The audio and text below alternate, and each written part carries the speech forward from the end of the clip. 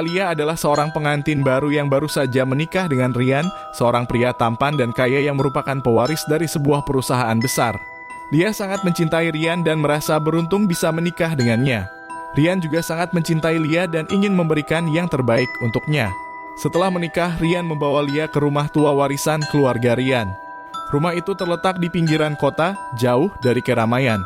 Rumah itu sangat besar dan megah, tapi juga sangat tua dan angker.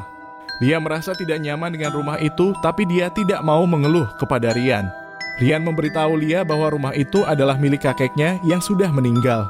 Kakeknya adalah seorang kolektor boneka yang terkenal. Dia memiliki banyak boneka-boneka aneh dari berbagai negara dan zaman. Dia sangat menyayangi boneka-bonekanya dan merawatnya dengan baik. Dia bahkan membuat sebuah ruangan khusus untuk menempatkan boneka-bonekanya. Ryan mengajak Lia ke ruangan itu dan menunjukkan koleksi boneka kakeknya. Lia terkejut melihat bahwa ruangan itu penuh dengan boneka-boneka aneh yang tampaknya memiliki kehidupan sendiri. Ada boneka-boneka berbentuk manusia, binatang, makhluk mitologi, dan lain-lain. Ada boneka-boneka yang berukuran besar, kecil, cantik, jelek, lucu, seram, dan lain-lain. Ada boneka-boneka yang terbuat dari kayu, kain, plastik, logam, dan lain-lain. Lia merasa ngeri melihat boneka-boneka itu. Dia merasa seperti mereka semua memandangnya dengan tatapan tajam dan benci. Dia merasa seperti mereka semua ingin menyakiti atau membunuhnya. Dia tidak tahu mengapa dia merasakan hal itu, tapi dia yakin ada sesuatu yang salah dengan boneka-boneka itu. Ryan tidak menyadari perasaan Lia dan malah bangga dengan koleksi boneka kakeknya. Dia mengatakan bahwa boneka-boneka itu sangat berharga dan langka. Dia mengatakan bahwa dia juga menyukai boneka-boneka itu dan ingin meneruskan warisan kakeknya. Salah satu boneka yang menarik perhatian Ryan adalah sebuah boneka pengantin wanita yang terletak di tengah-tengah ruangan itu. Boneka itu sangat cantik dan anggun. Boneka itu mengenakan gaun pengantin putih yang indah dan mahal. Boneka itu memiliki rambut pirang panjang yang dihiasi dengan bunga-bunga putih. Boneka itu memiliki mata biru besar yang bersinar dan bibir merah muda yang manis. Ryan mengambil boneka itu dari tempatnya dan memeluknya dengan lembut. Dia mengatakan kepada Lia bahwa boneka itu adalah favorit kakeknya. Dia mengatakan bahwa kakeknya selalu menyebut boneka itu sebagai pengantin bonekanya. Dia mengatakan bahwa kakeknya selalu memperlakukan boneka itu seperti istri sejatinya. Lia merasa cemburu melihat Ryan memeluk boneka pengantin wanita itu. Dia merasa seperti Ryan lebih mencintai boneka itu daripada dirinya. Dia juga merasa ada sesuatu yang aneh dengan cara Ryan memandang boneka itu. Dia merasa seperti Ryan terpesona oleh kecantikan boneka itu. Tapi Lia tidak hanya merasakan cemburu, dia juga merasakan ketakutan. Ketika Ryan memeluk boneka pengantin wanita itu, dia melihat sesuatu yang mengerikan di wajah boneka itu. Dia melihat bahwa mata biru besar boneka itu berubah menjadi merah darah dan bersinar dengan kebencian. Dia melihat bahwa bibir manis boneka itu berubah menjadi hitam dan mengeluarkan senyum jahat. Dia melihat bahwa boneka itu menatapnya dengan tatapan membunuh. Lia tidak bisa berteriak atau bergerak.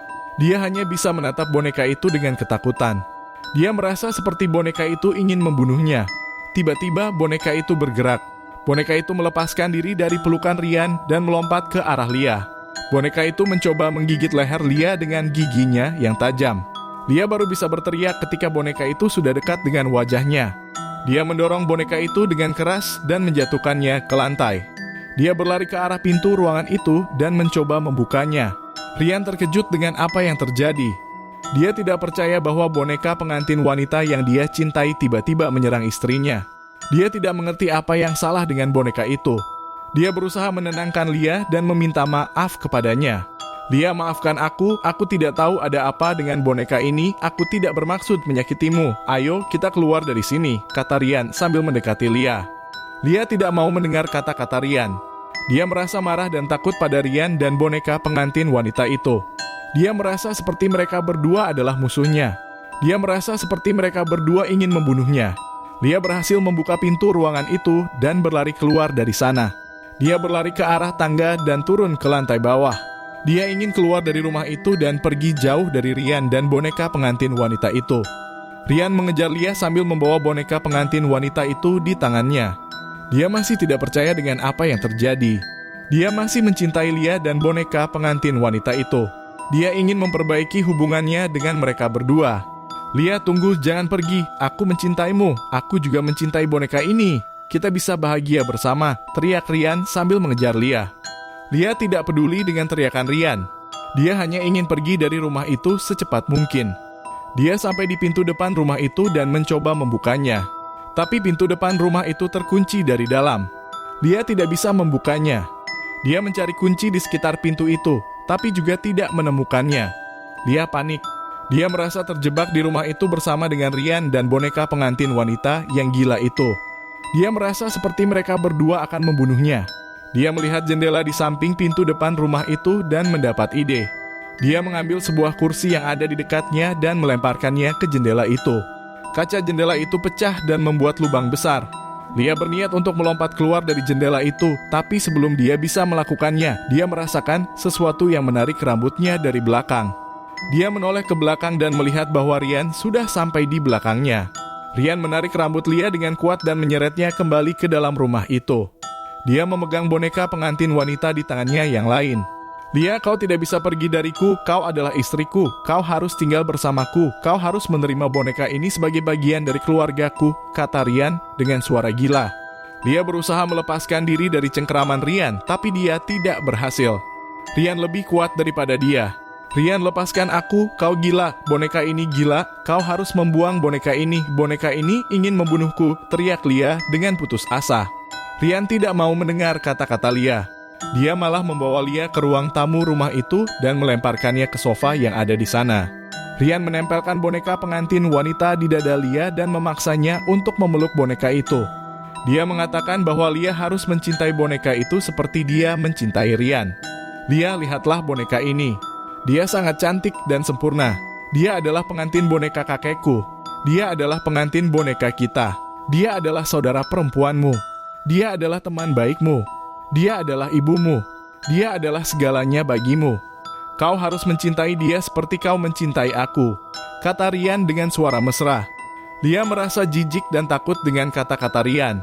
Dia merasa seperti Rian sudah kehilangan akal sehatnya.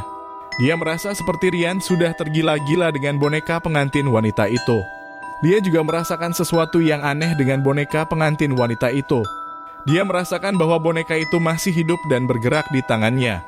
Dia merasakan bahwa boneka itu masih membencinya dan ingin membunuhnya. Lia melihat wajah boneka pengantin wanita itu dan melihat bahwa boneka itu masih menatapnya dengan tatapan membunuh. Boneka itu masih mengeluarkan senyum jahat dan gigi tajamnya. Lia tidak bisa menahan diri lagi dan berteriak dengan keras.